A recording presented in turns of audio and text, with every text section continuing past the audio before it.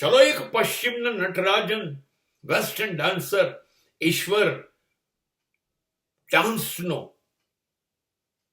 વિશ્વ ભૂલી નહીં શકે, વિશ્વ કાયમ યાદ રાખી શકે એવા છેલ્લા માણસનું નામ છે માઇકલ જેક્સન. 1958માં જન્મવું અને 2009ના શાળામાં મૃત્યુ પામવું, 65 વર્ષની ઉંમરમાં મૃત્યુ પામ્યો.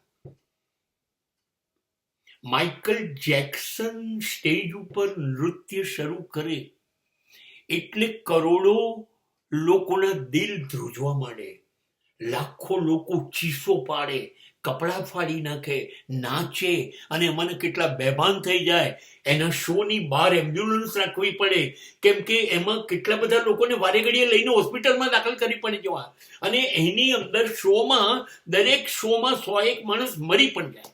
આવા એ નૃત્ય કરતો. પશ્ચિમનું જે વેસ્ટર્ન ડાન્સ છે, આજે પણ આપણને ડાન્સ ઇન્ડિયા ડાન્સ કે વગેરે નૃત્યના શોની અંદર જે કોપી જોવા મળે છે એ કેટલી બધી માઇકલ જેક્સનની જ જોવા મળે છે. ભારતના પ્રભુદેવાને માઇકલ જેક્સન જ કહેવાય છે,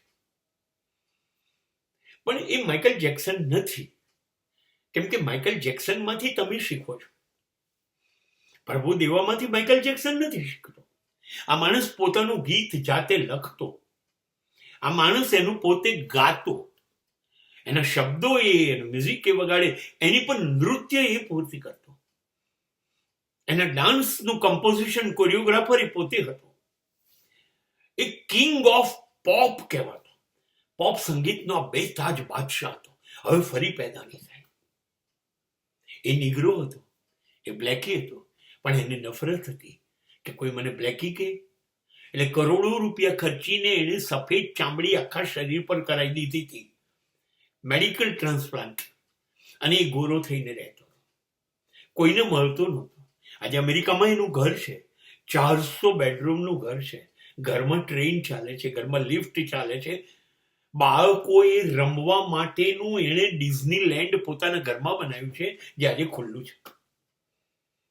એક માણસના સૌથી વધુ શો થયા હોય, સૌથી વધુ લોકો એને જોવા ગયા હોય, પાગલ હોય એ પાછળ, અને હજી મૃત્યુ પછી લોકો એને ભૂલી શકે એવું ના હોય. આ નૃત્યનો દેવતા છે પશ્ચિમી સંગીતનો. સુખી નહોતો, ખાઈ ના શકે. એને ખબર હતી કે મારી અંદર કમસે કમ 1000 બીમારીઓ એક જ સાથે ચાલી રહી છે. દર અડધો કલાકે ડોક્ટર વિઝિટ કરે, દર કલાકે એની ટ્રીટમેન્ટ ચાલે, એની ગોળીઓ, એના ઇન્જેક્શનો, એના ટેબ્લેટ, જુવાન રહેવા માટે શક્તિ, સતત 2 કલાક થીરકવા માટે જે જોઈએ એના ઇન્જેક્શનો, અને આ બધાએ એને મારી નાખ્યો. આ બધાને લીધે મરી ગયો.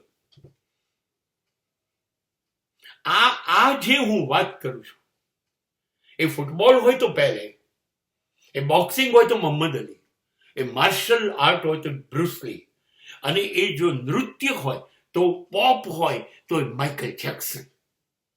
આ લોકો ફરી આ પૃથ્વી ઉપર પેદા તો થવાના નથી, પણ એની કલ્પના કરવી એ પણ બકવાસ છે. એ તમારી આપણી હૈસિયત બહારની છે. આ વસ્તુ આપણને વિચાર આવે.